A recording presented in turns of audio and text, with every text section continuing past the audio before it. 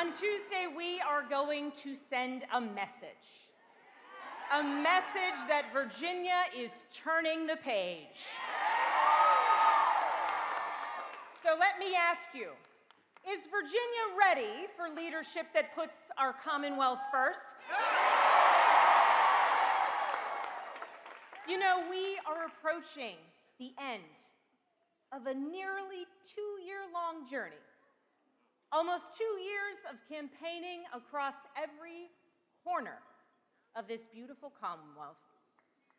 From Farmville to Fairfax, from Wytheville to Woodbridge, and from Pennington Gap to Portsmouth,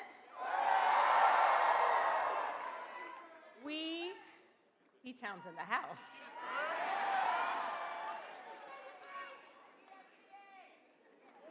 We have 3 more days until the end of this chapter. And Virginia, do you know what makes this moment so special? It's all of you, because on Tuesday night, the whole country will be watching what it is that we do.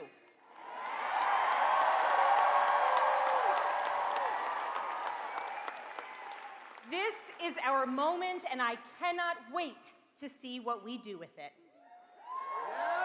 Looking out at this amazing crowd, I see so many friends I grew up with here in Virginia, friends from my time serving in Congress representing Virginia's 7th District, and friends I have made across our Commonwealth as I have been running for governor. It is amazing to think about the journey that we have taken together, and as I ask for Virginians to put their trust in me as our next governor, I would like to tell you why I am running. It is because I want to serve Virginia.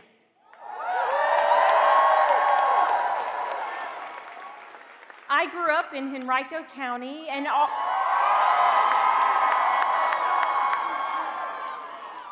our house was a house of service. My father, an Army veteran and then a career law enforcement officer. My mother, a nurse and a volunteer and advocate in all things. They always used to say there is no higher calling than service to our country. And I grew up knowing that I wanted to follow in my dad's footsteps. And I did. First, as a federal agent working narcotics cases, going after child predators, cracking down on money launderers.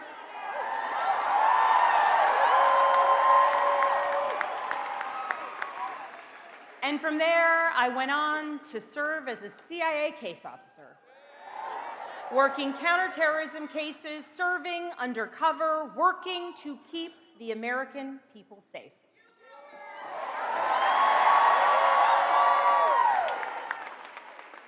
Every day, my colleagues and I came together to work on behalf of the American people, and we were focused on a mission: keeping the American people safe. But this mission, focus, this commitment to country, it isn't unique to me or to my family. It is ingrained in so many Virginia families. It is part of Virginia's story. Virginia is where American democracy was born.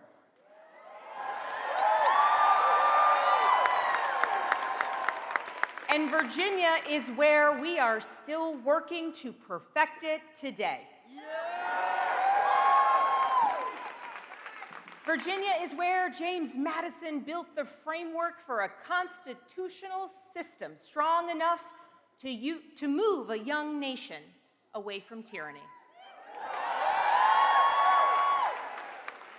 And Virginia is where Barbara Johns, a young 16-year-old student from Farmville, led a student walkout that became part of the Brown v. the Board of Education case.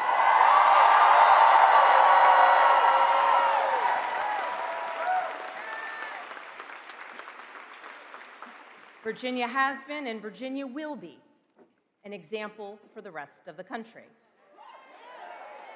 And come Tuesday, the eyes of all Americans will turn to see the results of this election. And once again, like we always do, Virginia will show leadership. Virginia will set an example. And that is what I love about our Commonwealth. And it is why my husband Adam and I are so proud to call Virginia our home.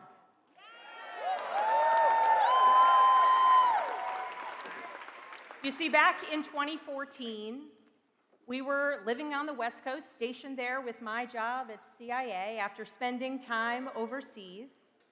And we were getting ready to bid on our next post. And with CIA, you can go anywhere in the world. And so we said to our oldest daughter, we have 3 beautiful, amazing daughters, and we said to our oldest daughter, who was in kindergarten at the time, where do you think we should go? We pulled out a globe. We said, what do you think? Kenya, England, where should we go? We can go anywhere. Where should we bid? And she said, Virginia. And we said, no. No, with Mommy's job, we can't go back to Virginia. And she said, well, why wouldn't we go to Virginia? Everyone we love lives in Virginia. And so we decided to pivot from a path of service to country to service to community, because she was right. Everyone we love lives in Virginia.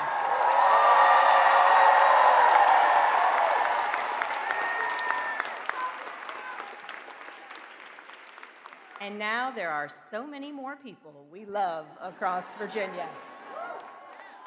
We came back home and we invested in the community that had made my husband and I who we are. I volunteered with Moms Demand Action. I started a Girl Scout troop. And then in 2017, I decided to run for Congress. And I'll be honest, and many of you were there, back then they told me it was a crazy endeavor. No Democrat had won the 7th district in 50 years. And my predecessor had won his race by 15 points just 2 years prior. But I saw what Donald Trump was doing with his executive power and how he was pitting neighbor against neighbor. And I saw my member of Congress over and over again vote to repeal the Affordable Care Act. And I knew I had to do something. So spoiler, I won.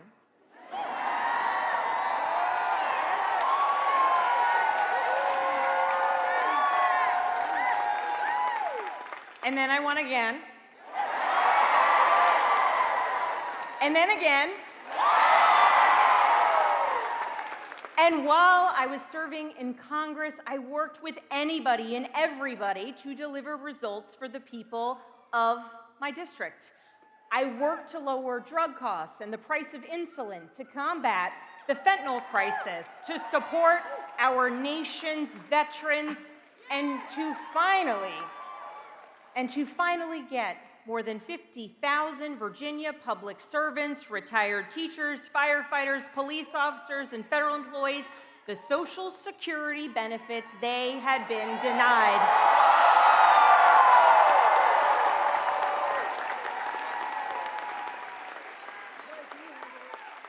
They had been denied for 40 years.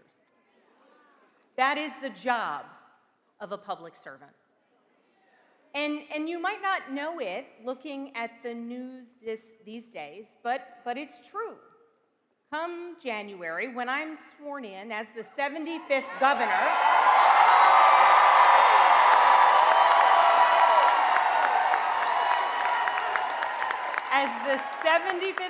of Virginia, that's what I will do. I will continue to serve Virginians, working with everybody and anybody to do right by all of you and our neighbors across Virginia.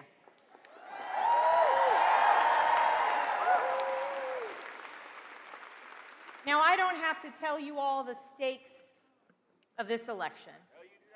They are high. And with the political turmoil coming out of Washington right now, this election is an opportunity. Because in just 3 more days, when the polls close, Virginia voters can and will send a message. Amid the recklessness and the heartlessness coming out of Washington, Virginia can and will flip statewide seats from red to blue.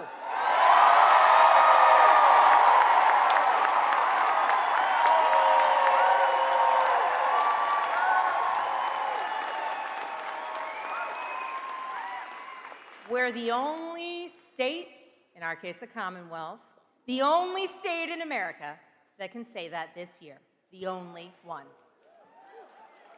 And we have critical elections on Tuesday for the House of Delegates. We have candidates running in all 100 districts this year.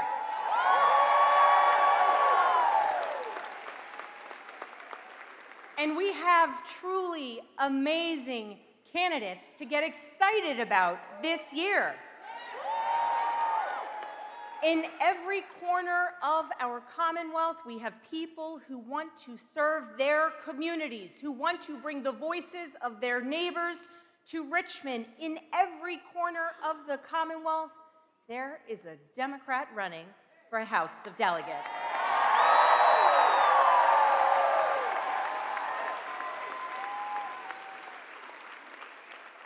And at this moment, it is on us to send a message. On every major issue facing Virginia's families, my opponent is focused on the wrong things.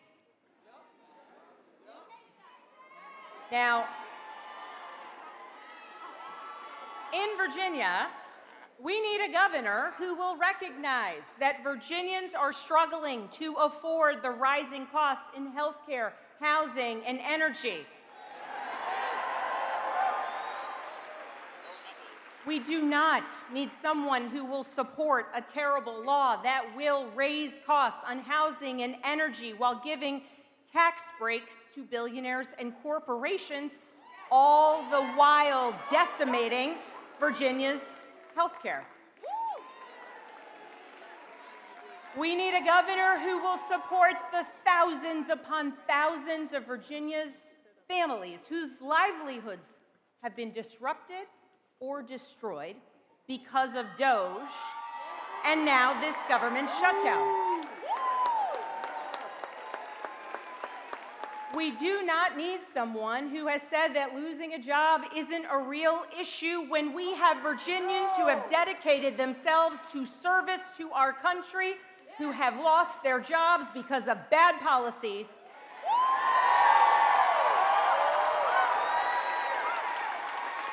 And a reckless administration.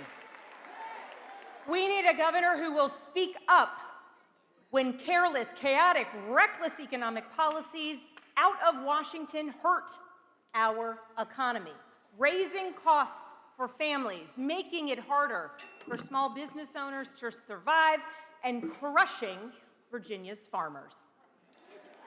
We do not need someone who has been in lockstep with this administration every step of the way. No!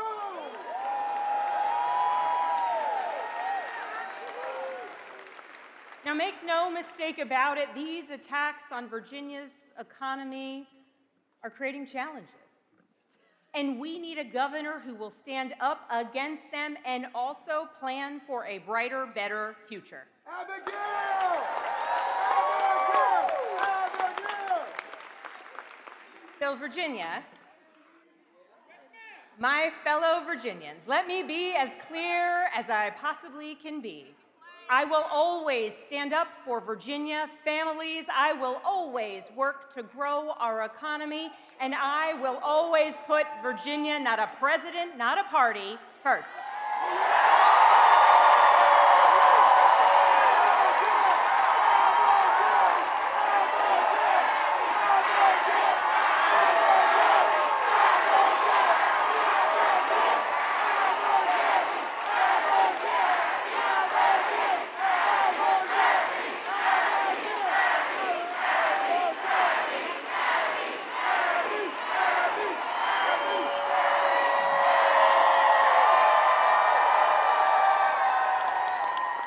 Abby is much easier than Abigail, isn't it?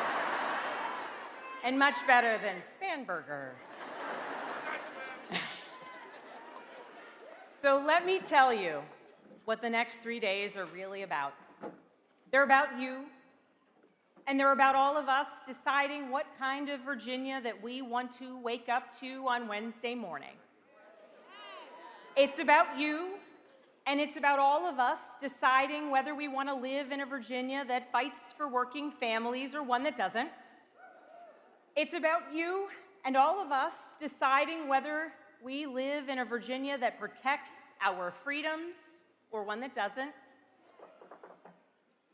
And all of us are the ones that will make that choice. All of us, we have that power. But the results on Tuesday, they don't just reflect what it is that we are against. The results on Tuesday will be a reflection of what it is that we are for.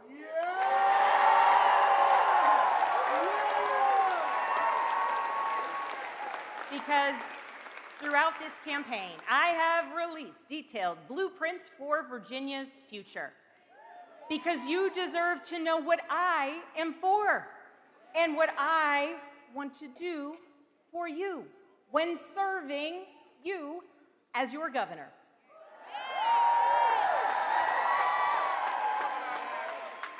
Because Virginians deserve a governor with a plan to work every day to lower costs for Virginia families.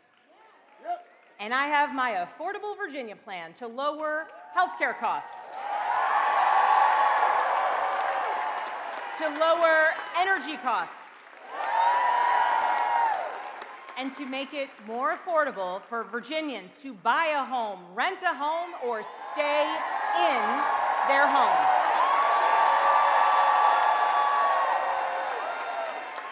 You deserve a governor who will make sure our public schools are the very best in the nation. I have 3 daughters in Virginia public schools. This is personal to me, and it is personal to so many of us.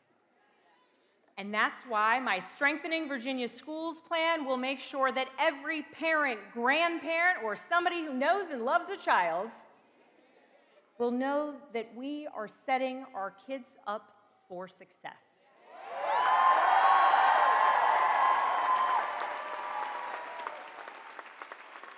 And you deserve a governor who will work with Democrats and Republicans to grow our economy and not stand by while Virginia's workforce is under attack. You deserve a governor who will work to bring good-paying jobs to every corner of our Commonwealth. And that's my Growing Virginia plan.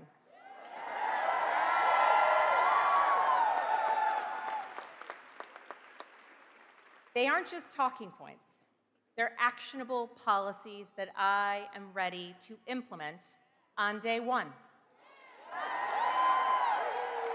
And I know how to get it done by bringing people together, by leaving the rhetoric at home, and by never forgetting that our mission is to serve Virginia.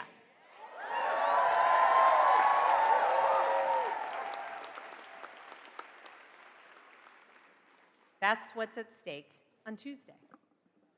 So now voters have a choice to make, and I know there's a lot to consider.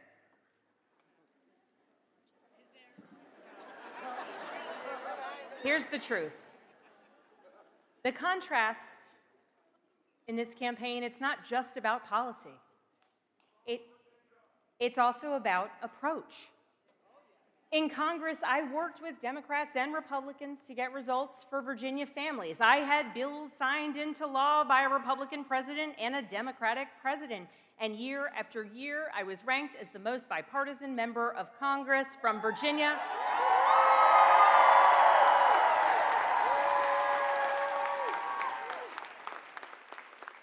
And I was ranked as the most effective legislator in both the House and the Senate on agriculture issues. And my friends, I grew up in the suburbs and cannot even keep a basil plant alive. But my approach is to work with people. My approach is to endeavor to understand what is working and make it better, and what is broken and try and fix it. And as governor, I will work with anyone and everyone to get the job done for Virginians.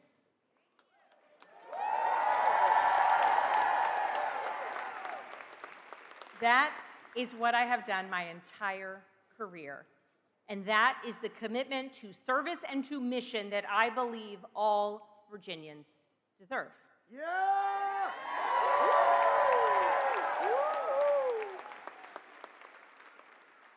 Because the next time a little girl tells her family that she wants to move home to Virginia,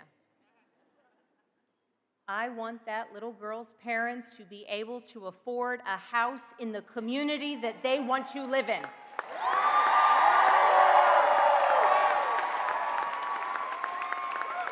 I want her parents to have jobs that will allow them to provide for their family. I want that little girl to go to a school where she is safe within its walls and where her teachers are well paid and well respected.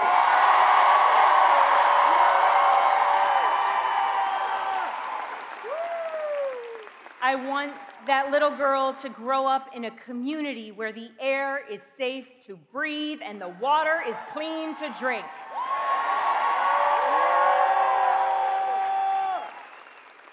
And I want that little girl to grow up in a commonwealth where her rights will be respected as she grows older.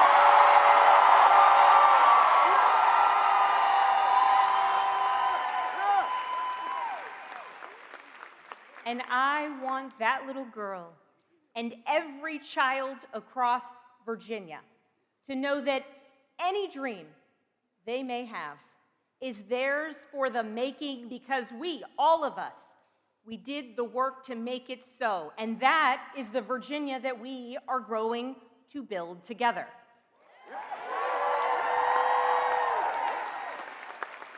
And that is why on Tuesday we will elect a governor who follows through for a safer, stronger, and more affordable Virginia. That focus on public service and delivering results instead of following an extreme agenda. That focus is what I learned, not just from my parents or my time at CIA, but from watching leaders who got it right. Leaders like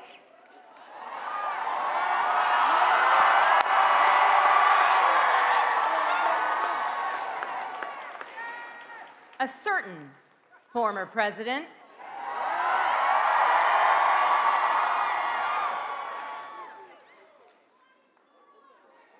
you know, I remember a time, not that long ago really, when we had a president who believed in working for all people, who believed in building coalitions to get things done, a president who helped millions of Americans finally afford the cost of their health care.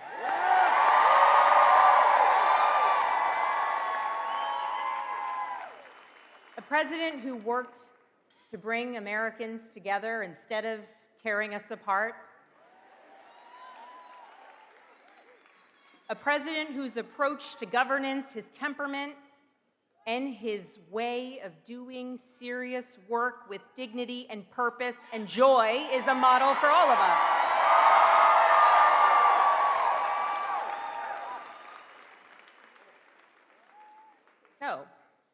with that, I am thrilled to introduce you all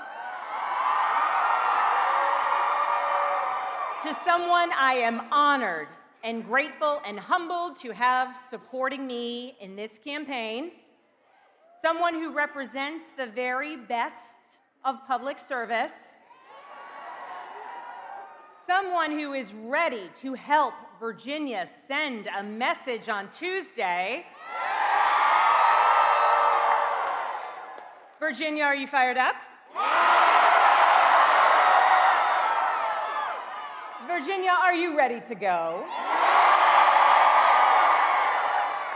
So please, will you join me in welcoming back to Norfolk the 44th President of the United States of America, President Barack Obama.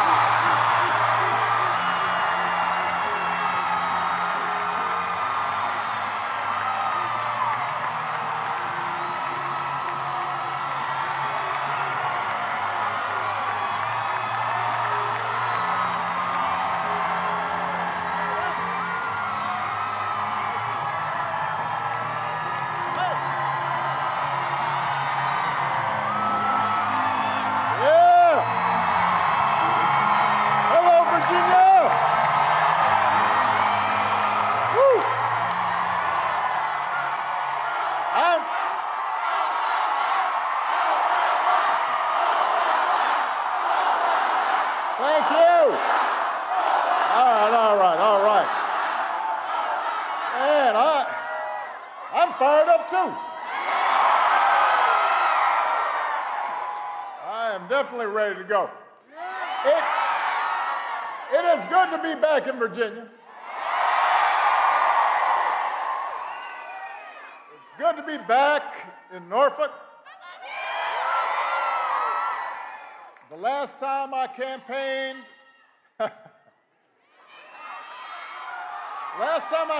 in Hampton Roads, I was running for re-election. And I know I have not aged a bit.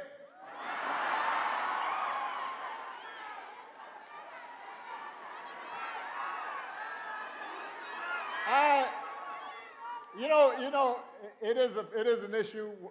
You know you've been around a long time when you're in a photo line and some tall guy, with a beard comes up and you're taking a picture. What's your name? And then pulls out. He says, "This picture I want to show you. This is you holding me as a baby." And you're all, "Oh man, really? I'm old." But I am here today for a very important reason. I am here to ask you to vote for the next governor of Virginia, Abigail Spanberger.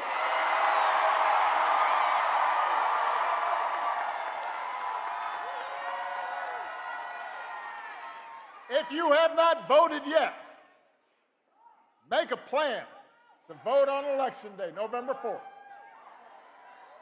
Just visit abigailspanberger.com/vote. You can find out where to vote. You can also find a drop box for your mail ballot. And then you've got to get all your friends and your family to make a plan to vote. Because in 3 days, just 3, no more than 3, just 3.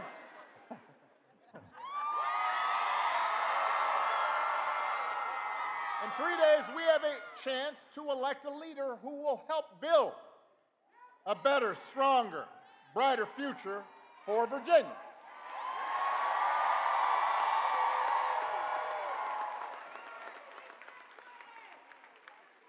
Si se puede. And Lord knows we need that light. We need that inspiration. Because let's face it, our country and our politics are in a pretty dark place right now. it's hard to know where to start. Because every day, this White House offers up a fresh batch of lawlessness and recklessness and mean-spiritedness and just plain craziness.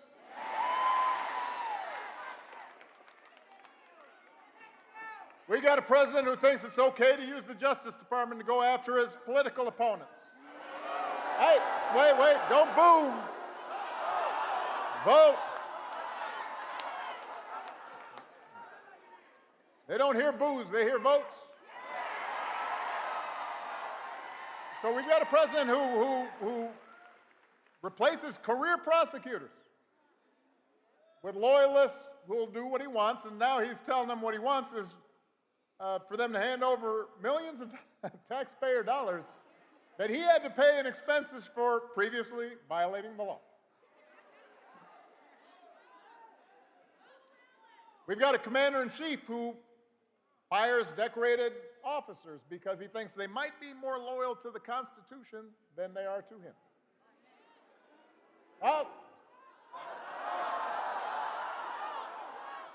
He's deploying the National Guard in American cities, claiming to stop crime waves that don't actually exist. We've got masked ICE agents pulling up in unmarked vans and grabbing people, including U.S. citizens, off the streets on the suspicion that they don't look like real Americans. We've got an HHS secretary who opposes proven science and promotes quack medicine. A top White House aide who calls Democrats, the whole party, domestic extremists. We've got some poor labor economist who got fired for accurately reporting bad jobs numbers that the president didn't like. I mean, it's like every day is Halloween. Except it's all tricks and no treats.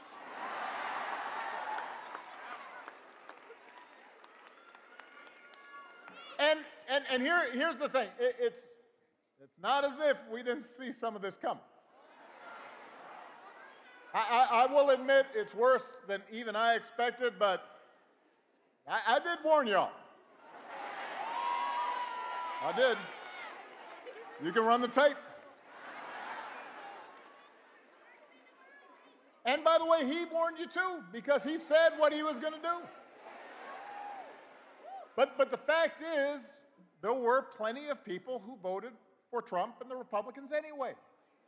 And it wasn't because they wanted to give up the right to free speech or see our public health systems torn down, but because they were understandably frustrated with inflation and gas prices and the difficulty of affording a home and worries about their children's future, and so they were willing to take a chance. Now, 9 months later, you got to ask yourself, has any of that gotten better? Is the economy working better for you? Because it sure has gotten better for Trump and his family. You know, since he's been in office, the whole crypto business and other ventures have made hundreds of millions of dollars, including from foreign nationals and rich folks investing because they want to stay in the president's good graces. The economy has been really good for some of Trump's billionaire pals and for finance bros and well-connected corporations who've seen their tax bills go down and don't have to worry about all these pesky regulators anymore. But for ordinary families, costs haven't gone down, they've gone up, partly thanks to this shambolic tariff policy. Young people trying to get a start in life are having a tougher time than ever finding a job. Entry-level hiring is down 16% from last year.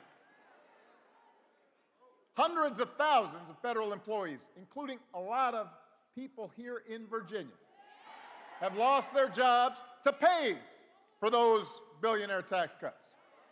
We're talking about people who have dedicated their lives to public service, who make the country work. Healthcare premiums for millions of people are about to double or even triple next year. Meanwhile, the government is shut down, and the Republicans who currently are in charge of Congress, they're not even pretending to solve the problem. They have not even been showing up to work. Not in session. Where are you? What are you doing? And as for the president, he has been focused on critical issues like paving over the Rose Garden so folks don't get mud on their shoes, and gold plating the Oval Office and building a $300 million ballroom. So Virginia, here's the good news. If you can't visit a doctor, don't worry. He will save you a dance. And if you don't get an invitation to the next White House shindig, you can always watch the festivities and all the beautiful people on Truth Social.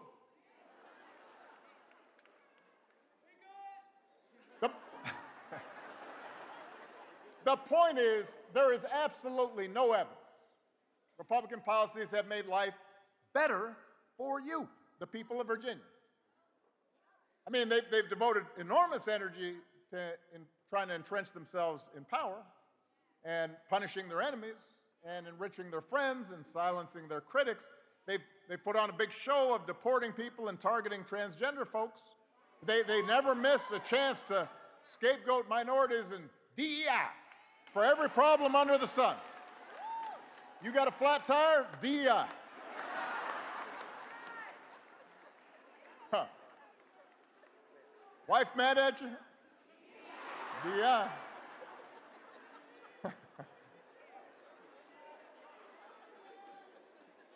What they have not devoted energy to is helping you. They have not put forward serious proposals to lower housing costs or make groceries more affordable. They haven't improved our schools. They haven't made health care more accessible. They haven't shortened your commute or prepared young people for the future where AI might take their job. And all the nonsense we see on the news every day, the over-the-top rhetoric, the fabricated conspiracies, the weird videos of a U.S. president with a crown on his head flying a fighter jet and dumping poop on protesting citizens, all of that is designed to distract you from the fact that your situation has not gotten better. They do it so you won't notice that while they're helping the wealthiest, most powerful people in the country consolidate more wealth and more power, your bills are still going up. And you're waiting longer at airports because there aren't enough air traffic controllers. And the program helping your kid with special needs was just gutted. So that is what's happening. And the good news is there's something you can do about it. Right here, right now. Because you've got a candidate for governor who's got a track record of getting stuff done. Somebody who sees you and has been with you and knows your struggles and will fight for you every single day. Virginia, it's time to point America in a better direction by electing Abigail Spanberger as your next governor.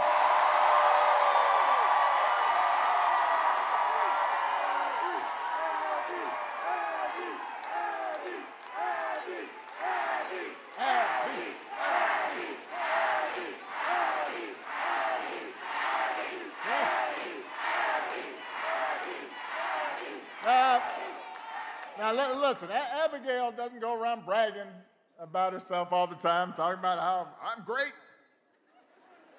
But she's great.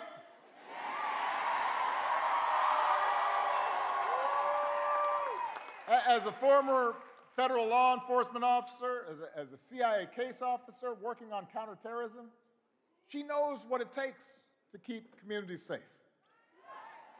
As the mom of 3 kids in Virginia public schools, you know she cares about helping every child and helping every teacher succeed. As a member of Congress, she was a workhorse, not a show horse, fighting to lower prescription drug costs, giving veterans the support they deserve. Abigail does not just say the right thing. As your governor, she will do the right thing.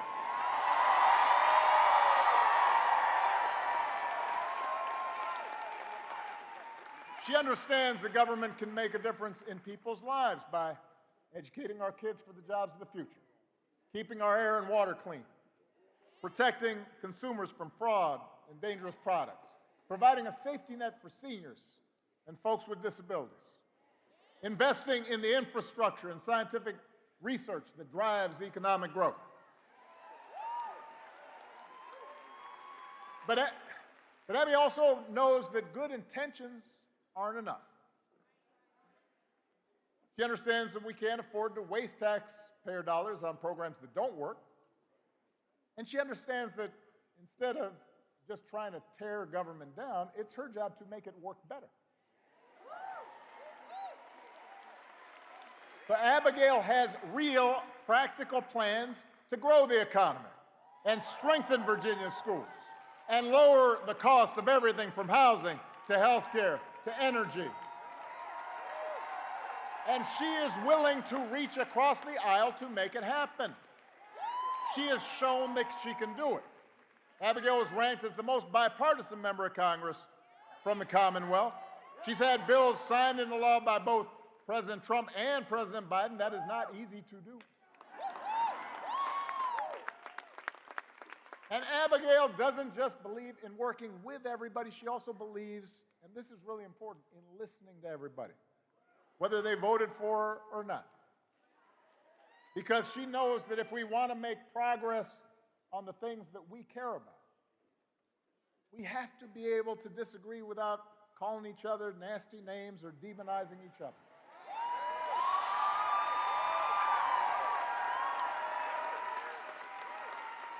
So at a time when our politics feels broken, we need desperately leaders like Abigail, public servants who are in it for the right reasons and are focused on the future, and who will always stay connected to the people they were elected to serve.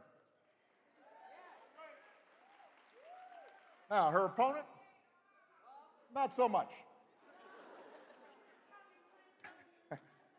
When someone asked her, and I'm just following this from a distance, when someone asked her apparently about all the federal workers fired by this administration, given how important that is to Virginia, apparently Abigail's opponent said she wanted to talk about real issues. Didn't understand why these job cuts are, quote, a huge thing. Now, I don't know about you, but seeing your neighbors and your friends, your customers, maybe some of your family members, suddenly out of work, even though they've dedicated their lives to serving people, having trouble making their mortgage, maybe it's just me. Seems like a pretty big thing to me, pretty huge. And I'd want a governor to be paying attention to it.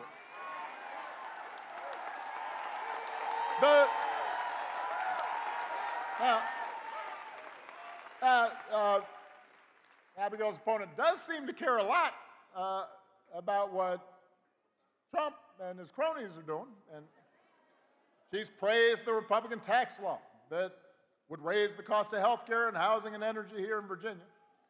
She supported bills that would strip funding from Virginia public schools. She says she's morally opposed to protecting reproductive rights, says she will do everything in her power to cut off access to abortion. Virginia, you don't need a governor who puts party and ideology ahead of the people she was elected to serve. You deserve a governor who will think for herself and work for you. A governor who will create jobs and not cut them, and who will lower costs instead of raising them, and who will bring people together instead of dividing them, and who will do what's right for the people of Virginia, no matter what anybody in Washington thinks. You deserve a governor like Abigail Spanberger.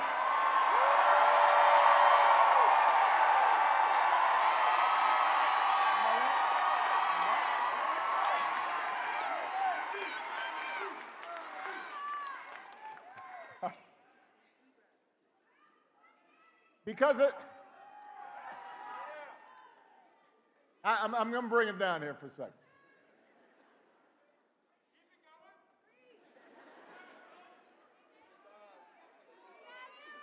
Because at the end of the day, what this election's about,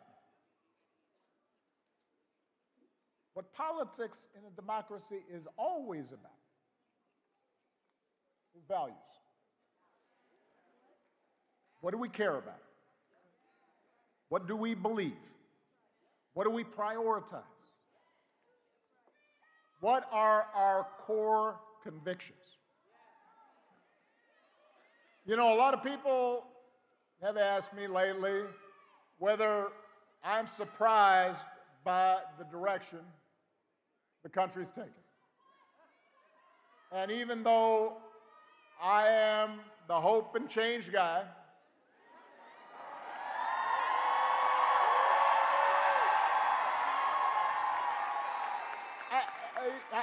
I try to be honest with them. So I say, yes, there are things I am worried about. I am worried about how quickly basic democratic rules and norms have been weakened. I'm worried about how willing Republicans in Congress have been to surrender their role as members of a co-equal branch of government, refusing to buck the president even when they know he's out of line. Even when a lot of them will privately admit that power is being abused in ways that will hurt their constituents and hurt the country. I worry about a Supreme Court that, so far at least, has shown no willingness to check this administration's excesses, even when those actions break legal precedent and seem to defy the bedrock principle that no one is above the law. I worry about the growing concentration of economic power in this country, with just a handful of mega billionaires and companies controlling what we see and what we hear.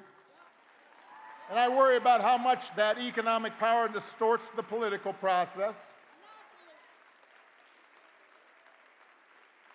I worry about how readily not just business leaders, but others with influence in law firms and universities have been willing to bend the knee to this president's autocratic impulses to avoid retribution or protect profits or simply to avoid controversy. And I worry sometimes how we've come to accept this as normal. But what I also tell people when they ask me about this, what I also try to remind them, is that America's always had competing stories about who we are and what this nation stands for. The first story says, we the people, just means some of us. That in order to qualify, you have to be the right color, or come from the right family, or worship in the right way, or have enough money.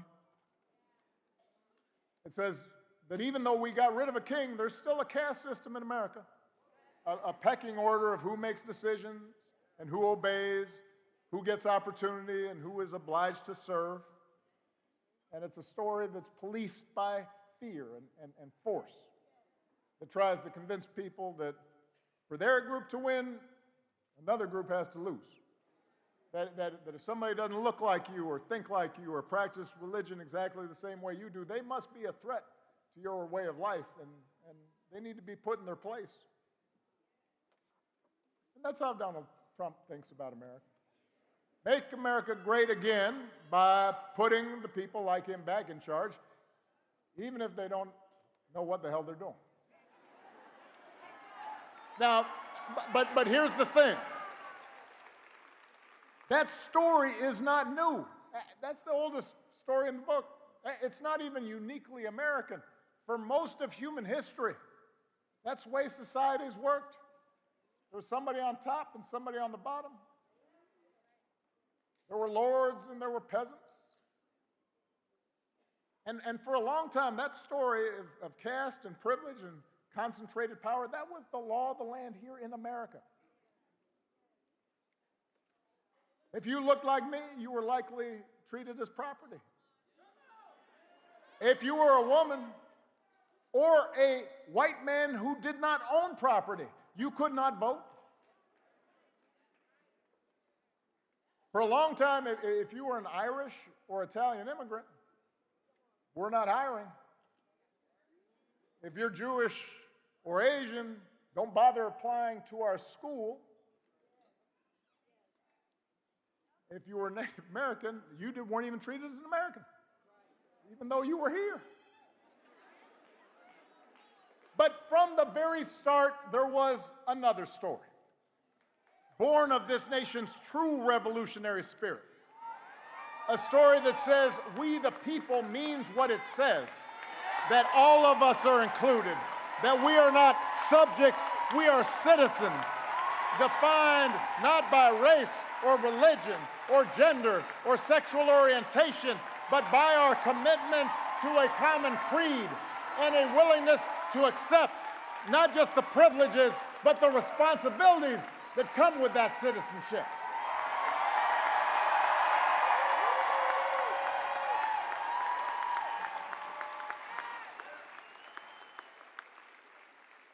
That's what made the American experiment unique. That's what made us special. And through generations of struggle and sacrifice, through the faith of abolitionists and the struggle of suffragists, through a civil war and civil rights protests, through union organizing drives and government reforms and investment in public education, we moved closer to those founding ideas. And in the process, we inspired the world. And that's the story I believe in, Virginia. I believe in an America in which we all deserve equal protection under the law and nobody is above the law. I believe in an America where every child has a chance at a good education and anybody who's willing to work and find a job or start a business and make a decent living. An America where opportunity isn't just reserved for those who were born into privilege or happen to have the right connections. I believe in an America where we don't fear each other, but look out for each other. And if we want that story to continue, if we believe in that better story, we need leaders who believe in it too. We need leaders who will tell the truth and who will take responsibility and tackle hard problems and bring people together instead of tearing them apart. We need leaders who won't serve bosses in Washington or big corporate donors, but instead will serve the people who put them there. Virginia, we need leaders like Abigail Spanberger.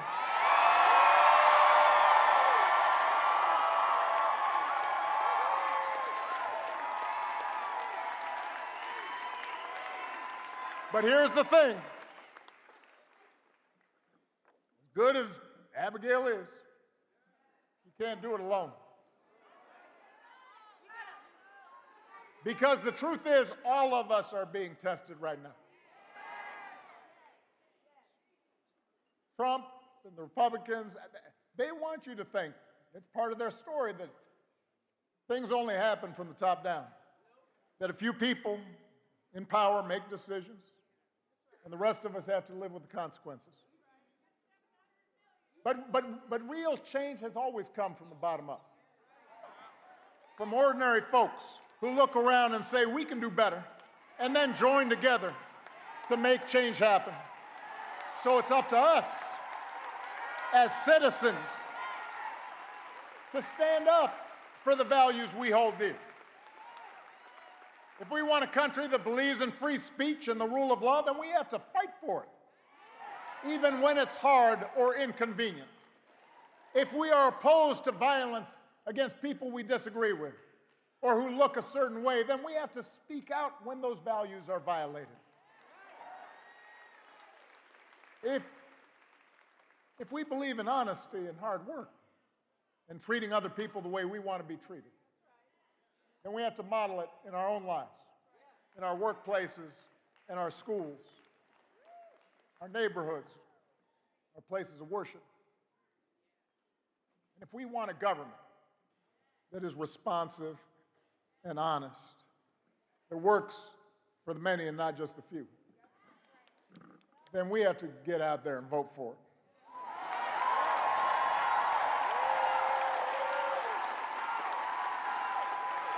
When I think back to a year ago, I remember talking to some people, even some folks who were friends of mine, who would say, you know what, this election doesn't matter all that much. That whoever the next president ended up being, it wasn't going to matter to them. If nothing else, the last 9 months should have cured us of that idea. Because the stakes are now clear. We don't need to speculate about the dangers to our democracy. We don't need to wonder about whether vulnerable people are going to be hurt. Or ask ourselves how much more coarse and mean our culture can become. We've witnessed it. Elections do matter. And they matter for you. People in power may be counting on your citizens. They want you to think there's nothing you can do. Nothing to stop them. Because they know once that thought worms into your head, they've won. But if there's one thing history has taught us, it is the most important office in a democracy is not president or even governor, it's the office of citizen. We all have more power than we think. We just have to use it. So if you believe in that better story of America, do not sit this one out.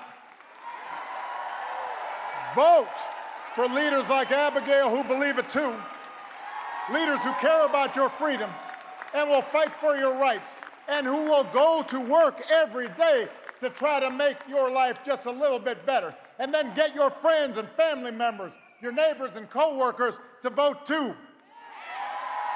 Because if we do that, not only will we elect Abigail Spanberger, your next governor,